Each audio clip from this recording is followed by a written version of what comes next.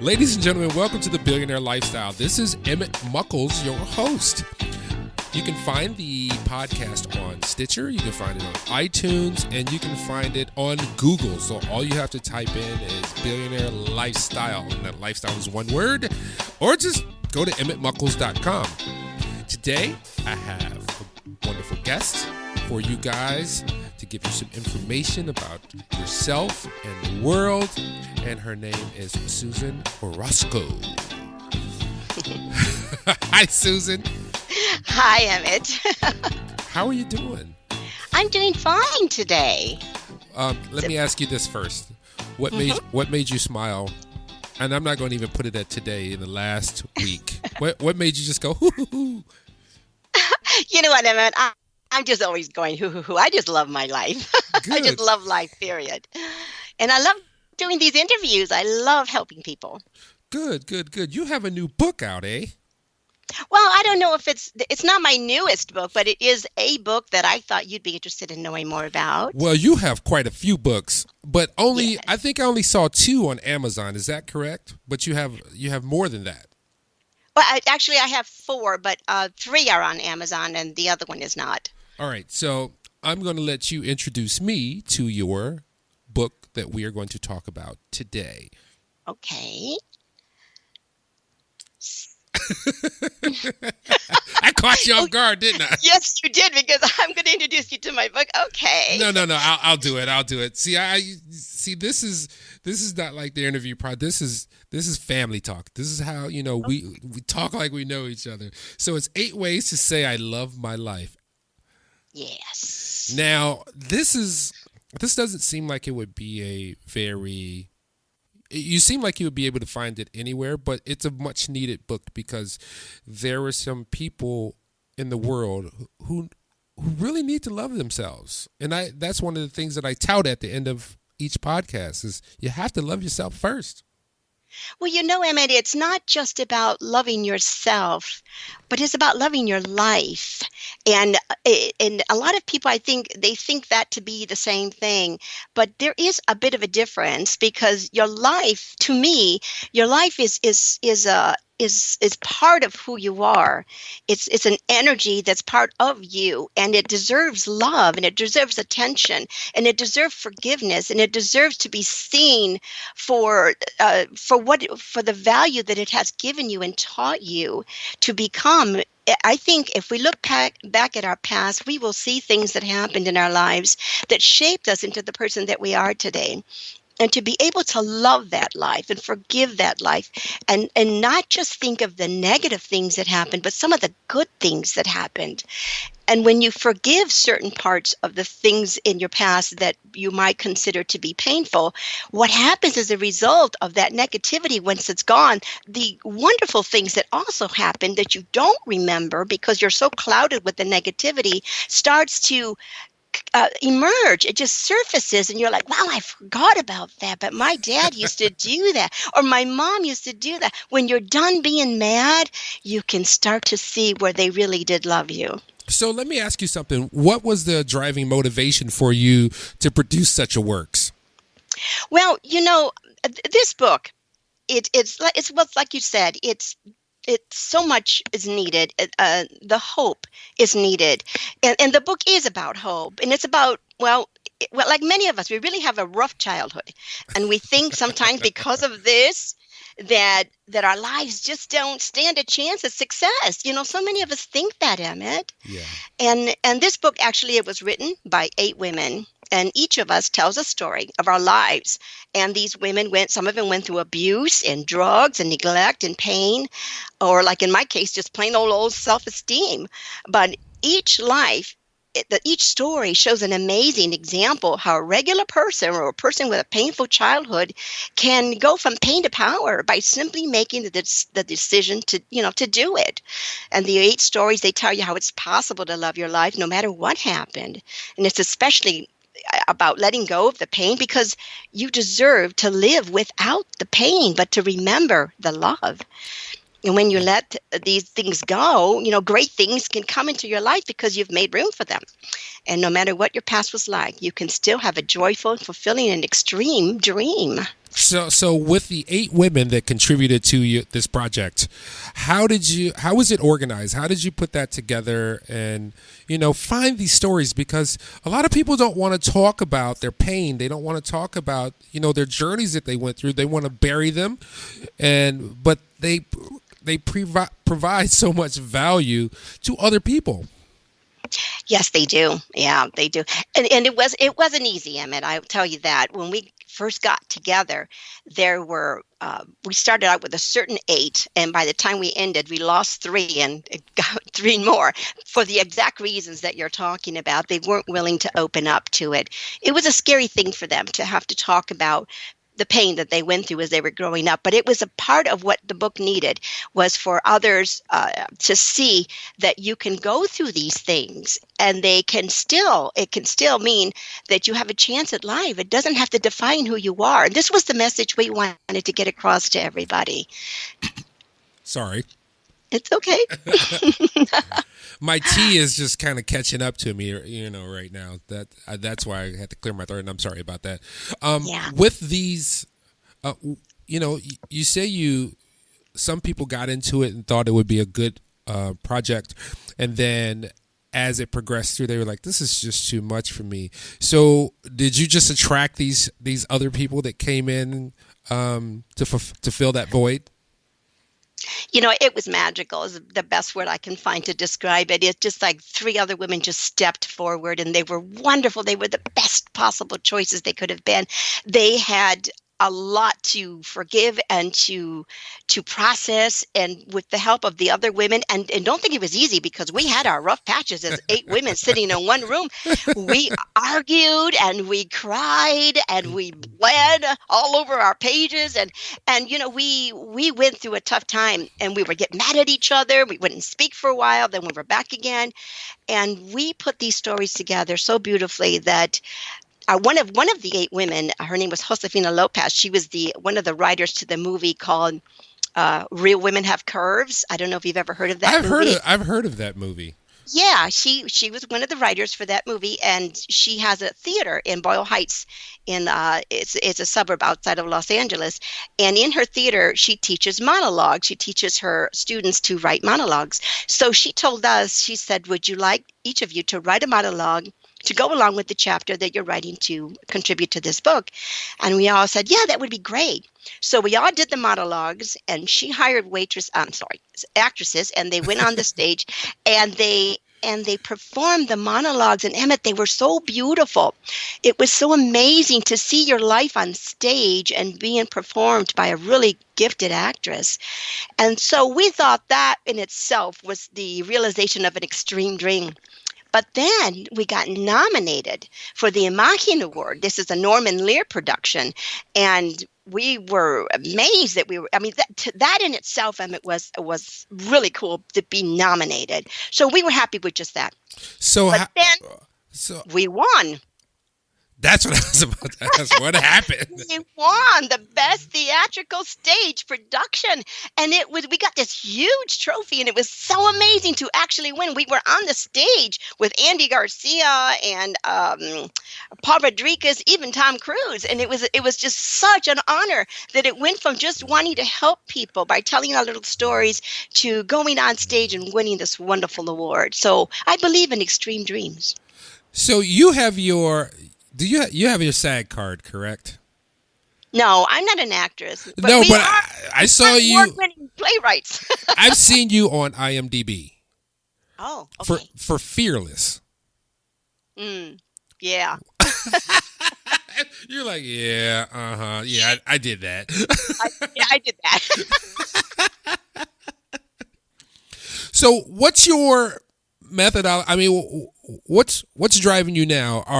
Do you have an outreach program?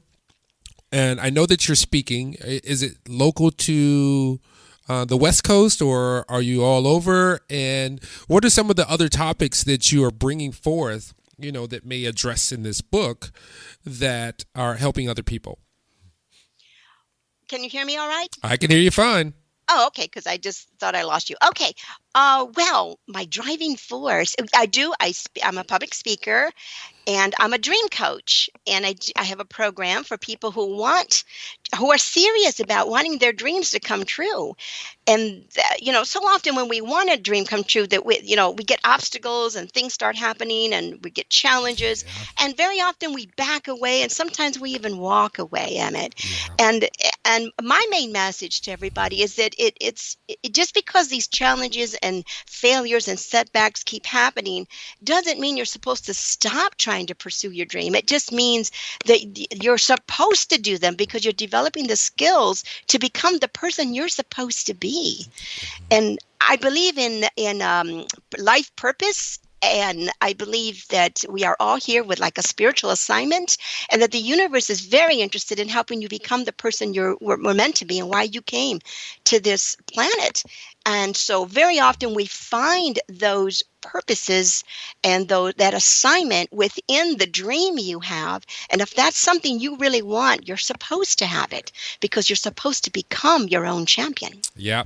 So, do you think that with the self-esteem issue with many people in the United States, is it a media thing, or is it just they don't see themselves represented? Like that's them, but it doesn't apply to me. And why they can't love their life, or at least dream, like you say, dream to the life that you want. And if you stay the course, you will get there.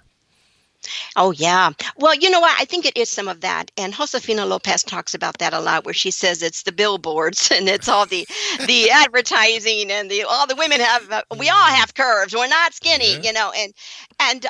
so yeah, there's a lot of that going on. But I also think that we do try to measure up to movie stars and rock stars, and we think we're supposed to be super special in order to be anything at all, and that's not true.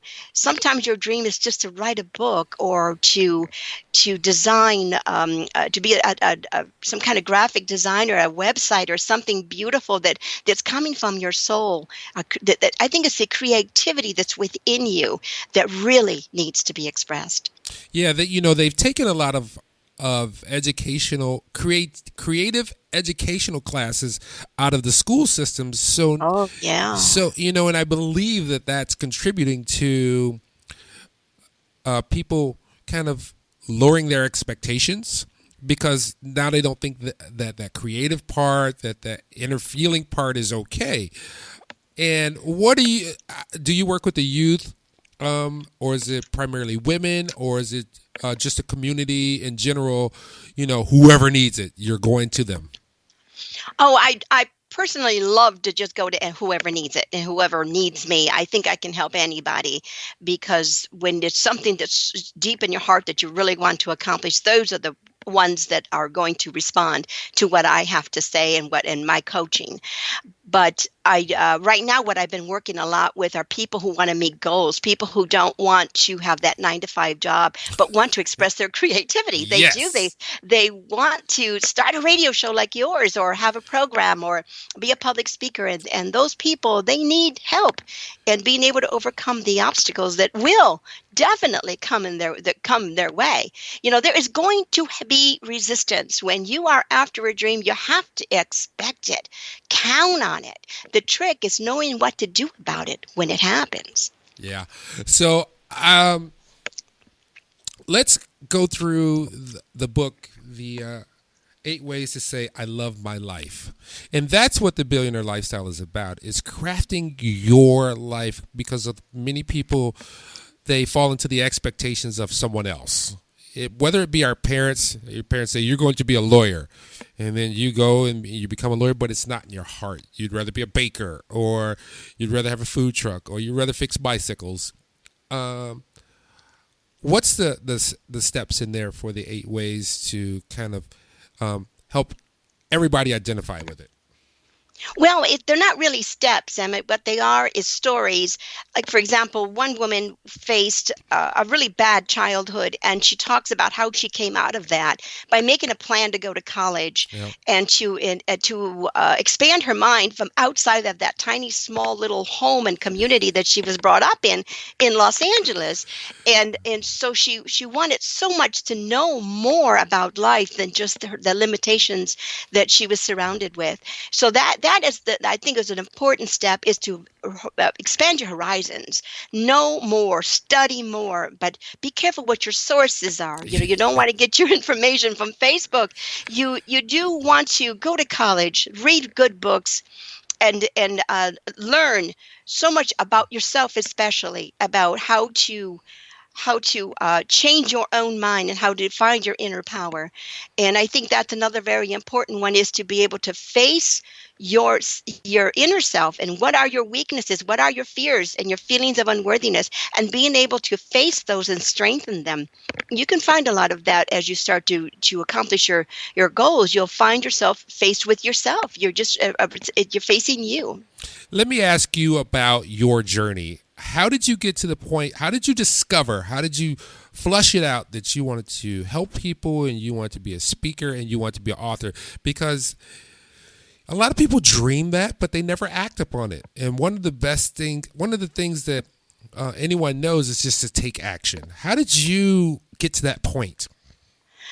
Well, gee, Emmett, I was raised in a little town in Ohio. And this was way back in the 50s and 60s. And we were the only non-whites in that entire neighborhood. And it was really hard for us. We had a hard time with the neighbors, and with the prejudice and the bullying and the bigotry and all of that. So that was tough for us. And so I kind of grew up knowing that we were Mexican and people just didn't like us. And so that really affected my self-esteem tremendously. And then I grew up with five brothers. I was the only girl. Ooh. And so I grew up thinking I had cooties, okay, because I was the only girl. And my brothers just thought I was weird. And so that added to my self-esteem. And then I had a lot of health problems. And so by the time I was 19, I had a heart operation. Whoa. Yeah, and I almost died. And I sometimes tell the story and say that I think I wanted to die. That's how bad it was. I was so unhappy. But for some reason, I decided not to. And I came back and I got strong and healthy and determined. Determined not only to live, but to make sure that nobody else felt the pain that I knew of growing up in a world of thinking I was invisible or should be invisible. So what was your turning point? Said, I'm going to do this. When you know what, when I was in Ohio, I was trying so hard to be not Mexican, to be like everybody else, and then I moved to Los Angeles, and that just took a flip because I was now definitely Mexican, and there was just no way around it. And the entire community was just so happy to make me part of their community that I was like, whoa, wait a minute, I don't know if I really belong here. But I did, and it was warm, and it was beautiful, and I began to realize and come to terms to who I really was, and I was a Latina woman. When did you move to California? In 1991. Ah, okay. Yeah. Yeah, California is I I have this thing that I say to people. I'm like, the further I go west, the nicer the people get, the calmer they get. And it was like some people came to New York, and then some people were like, oh, these people are treating us like crap. So they moved to the Midwest.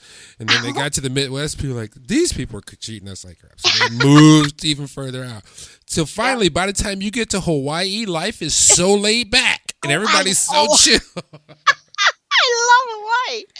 It's so true. Yeah, and I was just so happy in Los Angeles that I wrote my very first book that I wrote was called Latino Powers, 7 powers all Latinos have upon which to build an empire.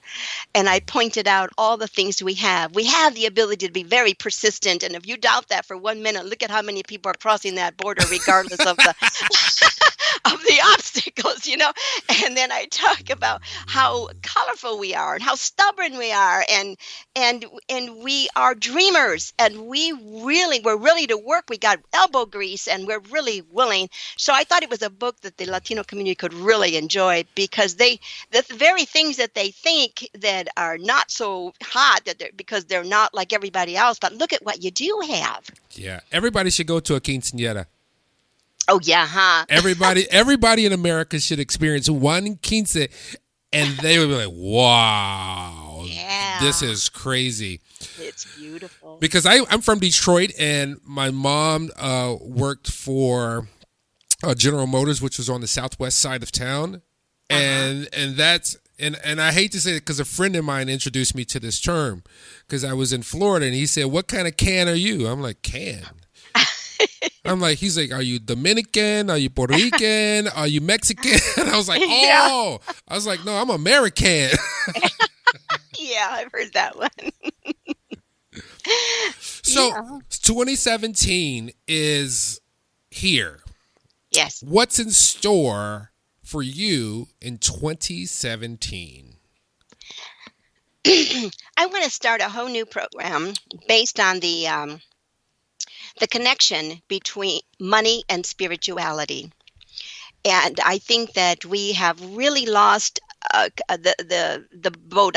We missed the bus on that one, because it's part of the awakening, I think, to understand that money is an energy, and it is part of what we're supposed to be making peace with and forgiving and understanding and developing a relationship with it, a realistic one, where we're really happy about our money. When it shows up in a dollar bill or a $20 bill or $100,000, however it shows up, be happy to see it. Be happy to see it go out and pay a bill and provide for you the utilities that are on in your home, and to provide for you the tennis shoes that are on your feet, to really have that relationship with money that you would have with someone that you care about. I often ask the question, if money was your child, would you call yourself a good parent? Yeah, that's a good one. Do you know where it is? Do you know what it's doing, who it's hanging around with? Yeah, do you just throw it outside and hope it comes back? Right. So, the spirituality of things, how does someone tell the difference between, these fleeting desires that our public seems to have versus, a true spiritual assignment? When you really, really want it, and you're willing to do just about anything to make it happen, you're willing to take that part-time job, you're willing to drive a taxi or an Uber or whatever it is nowadays, and you're willing to do whatever it takes to get your dream, to make your dream happen, that's when you're being, that you're being guided by the universe. It's supposed to happen, because you're putting everything you've got into it. And you cannot judge it by the obstacles, the setbacks, and the failures. You've got to judge it by the desire that's going on inside you and how badly you want it. Good job. I can't remember his name now, but one of the things that keeps coming up is, you have to be disgusted at what you don't want. Yeah. And you have to have that desire, and then you have to take that action. And I know you have some specific steps, and what are your steps to guide people in that direction? Well, I like to use a lot of emotional freedom techniques. I don't know if you know about EFT. Yeah. It's known. The well-known one is called tapping, but there's others. There's the Sedona method, and that's what I was going to say. The Sedona method. Yeah, that one's my favorite, and there's a few others out there, but they're magnificent, and they're the steps that you take by using EFT is if there's something you want, and when you start thinking about it, you pay attention to the emotions that are coming up, that are showing up, the negative ones, the ones that are saying, you can't do that, no one's in your family's ever done that, you don't have what it takes, then those are the emotions that need to be dealt with. And the steps that I take is I use EFT to release those negative emotions. It's like energy healing. And when the energy leaves your body, you can literally feel it, Emmett. It feels fantastic. You feel so clean, and the path opens up so that you can get ideas and creative ideas, and music comes to you, words come to you. It's amazing what EFT can do. It's a miracle. Good, good, good. Now, how can people reach you? What are the best methods for contacting and seeing your works? Well, you want to go to my website, because I got three free gifts for anyone that goes there. And Ooh, my free website, stuff. yeah, free stuff. And it's unleashyourextremedream.com. All right. And if you go there, there's a contact page where I can be contacted. And please email me if you have any questions. I'd love to answer them.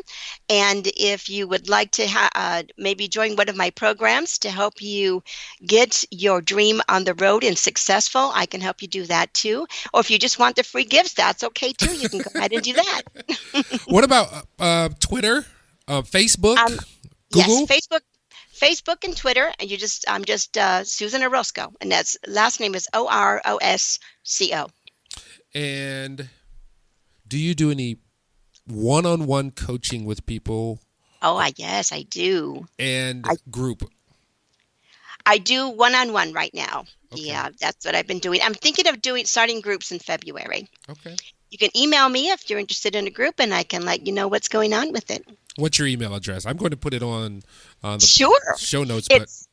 It's Susan@SusanOrosco.com. Awesome. Ladies and gentlemen, this has been the Billionaire Lifestyle with Susan Orosco. Now, here's something that I always say. When you get a chance, it doesn't have to be in the morning. It could be a fleeting circumstance. You could pass by a mirror. You could pass by a window. I want you to stop, and I want you to look at that reflection, because that reflection is you seeing from your eyes, seeing it anew. And that image is a miracle. I want you to notice all the wrinkles. I want you to notice all the moles. I want you to notice how your eyebrows aren't even. But you're a miracle. And you have to love yourself. And when you love yourself, then you can begin to love your life. And when that love starts to manifest, it is going to spread like a California wildfire. No pun intended, but it will spread. And you must love yourself and help other people to love themselves as well. Thank you, Susan. This has been awesome. Thank you, Emmett. And we will be in contact. Now, as you progress, don't forget to come back here so we can find out updates, okay? Oh, I would love to. Thank you. All right. Till next time, everyone, be peaceful and enjoy this moment and every moment forward.